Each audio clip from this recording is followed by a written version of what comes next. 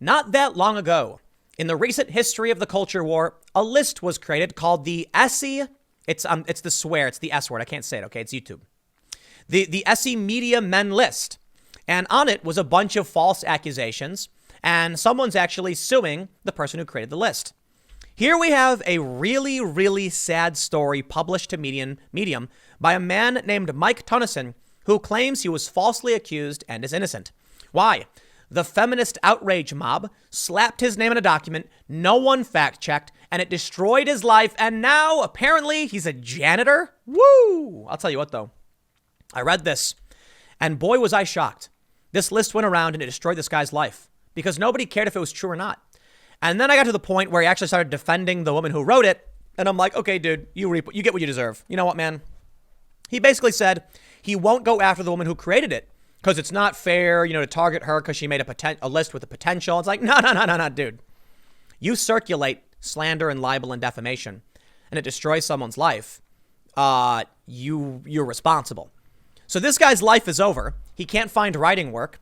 He explains how he got a janitorial job at Dave & Buster's, and he's sitting here still saying, but it's not her fault. I won't sue her. Wow, dude. Wow. Okay, let's be fair. Let's read what he has to say. He says, I'm on the Media Men list, but maybe you already knew that. Here it says, a picture, Tunnison Mike, freelancer, former kissing Susie Kobler. I don't know who that is. Stalking, harassment, physical intimidation. And they say HR file compiled at Washington Post. Here's what he said. First, whoever wrote this knew I had no power in the industry. He's a freelancer. He doesn't even really have a job. The next one says this isn't true, and I'll likely never know who made the claim in reference to harassment.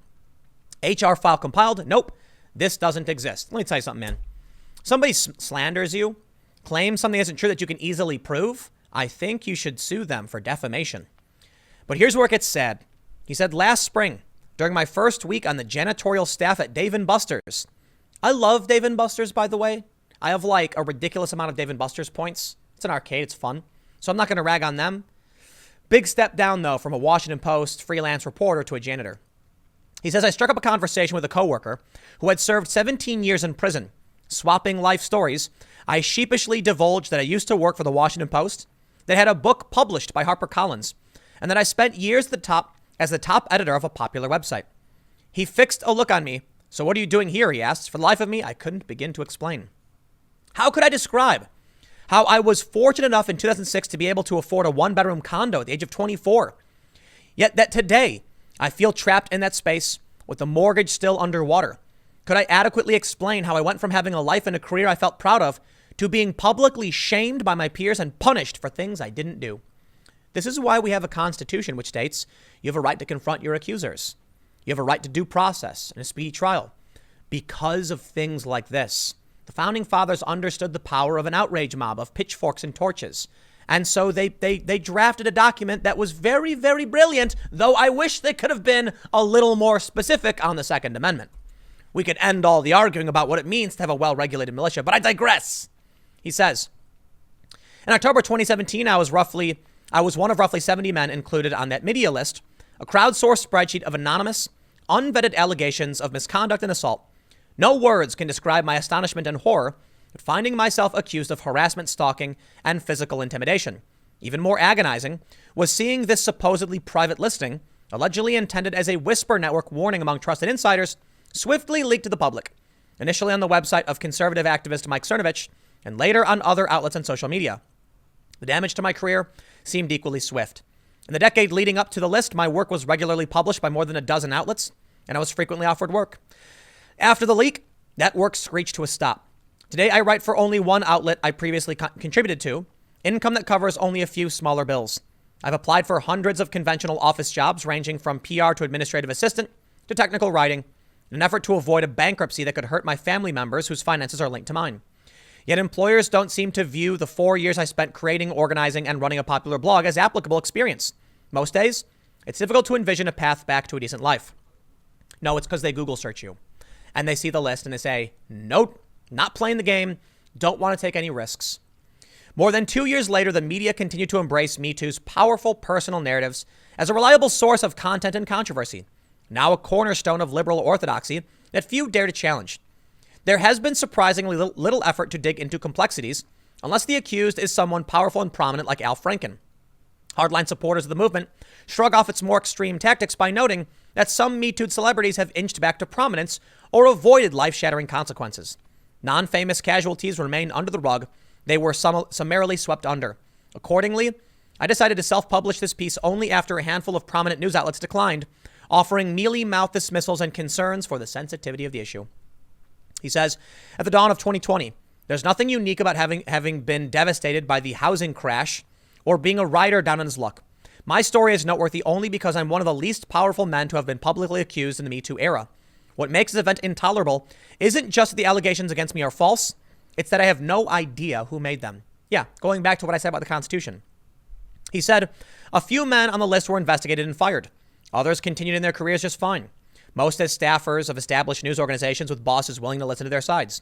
Still, others disappeared from public life, which some have taken as a tacit admission of guilt. When the list was created, I'd been freelancing exclusively for 2 years. Of all media jobs, freelancing may be the least powerful. It's extremely easy and far from uncommon for the editors of whom freelancers depend for their livelihoods to brush them off without explanation. Not one editor asked me about the list's allegations. I just stopped getting work. He goes on to say there's other factors as well, but let's jump down. He says, editors and writers I reach out to are either distant or uncommunicative.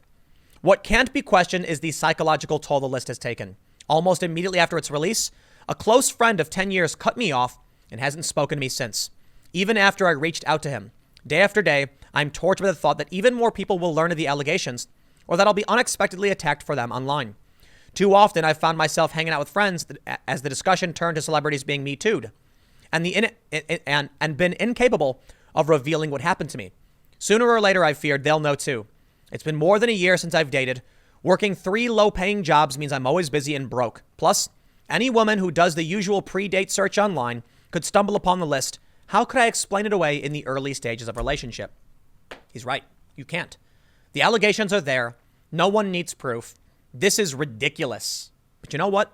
For me, I wouldn't take them seriously. Don't care. I don't care what Google has to say about you. Prove it or else. Pix or it didn't happen. Now, here's where it gets kind of sad. He says, this is the woman, Moira Donegan made the list. She's being sued by another listed man, Stephen Elliott, for libel. Perhaps surprisingly, I disagree with the lawsuit. I see the list as a net positive. Oh, you know what, dude? A net positive?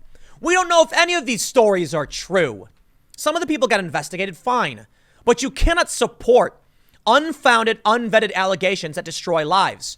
Pathetic. You got your life destroyed by this, and you're saying it's a net positive? Sorry, it's not, because principles matter. Or to quote the great impeachment witness, Alexander Vindman, in this country, right matters. Principles are important, and our principles state that you have rights. There's something called the exclusionary rule. The fruit, what is it? The fruit of the rotten tree or something like that? If there is evidence against you, and it has gotten through illegal means that violate your rights, they throw it away. I believe this list was a huge net negative for our society, period, even though it got rid of some really nasty people. Let's read a little bit more. Attacking Donegan for creating the possibility of false claims ignores the failures of established power structures that shielded abusers and made the list necessary. Nah, I think he's trying to crawl back to the good graces of the world by saying, and I'd agree with the list. No. This has nothing to do with the abusers. She created a system that published lies. She's responsible. He says, additionally, Donegan had no power to force anyone to take it seriously, that she can't be immune from criticism. So I will say this. You know what? I kind of agree with him to a certain degree. If you make a list and you tell people to do something, it's kind of your fault. But you really don't know people are going to put on it. Someone's got to be responsible. Now, this is just online gossip. And the real issue is you can't really sue anybody for it. I mean, she's being sued. I think she should be criticized and should be held responsible to a degree because she created a list and asked for people to do something, and they did, and she helped circulate it. But the reality is, this is about cancel culture and our society's willingness to embrace complete nonsense and destroy people's lives on a whim. It's our willingness to believe unfounded internet rumor. I don't care. I've seen videos of people. They accuse them of all sorts of things. Yeah. People take my quotes out of context. I'm not playing these games with you. I'm not going to read through his entire thing. I wanted to get that point, but we'll wrap up with his conclusion. He says, truth is too large and complex to always fit neatly into a slogan, however well-intentioned. Everybody wins when the women who once were summarily dismissed when they called out sexually violent or harassing men are taken seriously, but, quote, believe women shouldn't necessarily mean disbelieve men. Everyone deserves better than to be assumed guilty of unsubstantiated charges from anonymous sources. Justice and journalism demand more. Let me just wrap this up for you. A woman created a list of the S men, the S word men, and encouraged people to add to it and circulate it. And they did. And many lives were destroyed. Not just yours. That's not a net positive. Innocent people had their lives ruined. Why? If someone had a problem with one or two people, send the information somewhere. File a report. Do what you're supposed to do. These were unfounded allegations that apparently destroyed lives, including his. He went from a freelance writer to a janitor. You know what, man? I'll tell you what. Maybe you should start your own business. All right? I'll just put it that way. But whatever. I'll leave it there. I'll see you guys tomorrow at 10 a.m. Actually, no, tonight we're doing a new show. It's youtube.com/TimCastIRL every day, Monday or Monday through Fridays around 8 p.m. for about an hour, maybe two. And I'll see you there. Thanks for hanging out.